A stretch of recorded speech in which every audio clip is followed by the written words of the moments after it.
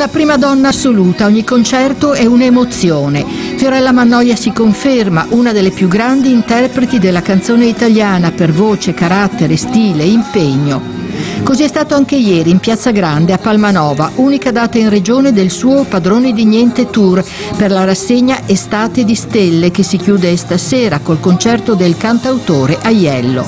2 ore di musica e di parole condivise col cuore, quelle che la Mannoia ha regalato al pubblico. Una scaletta di oltre 20 brani con le sue ultime produzioni e i successi che l'hanno resa una delle artiste italiane più amate di sempre. Romana, 67 anni portati da fare invidia, da oltre 50 è protagonista del mondo musicale e non solo, attraversando generi e generazioni come nessun'altra.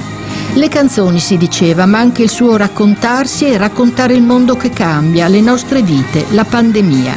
E noi, che ci siamo sempre creduti padroni di tutto, ci siamo ritrovati all'improvviso padroni di niente. È una regola che vale in tutto l'universo, chi non lotta per qualcosa già comunque perso, e anche se la paura fa tremare, non ho mai smesso di lottare.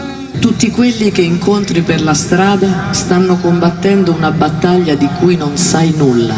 Sii gentile, sempre.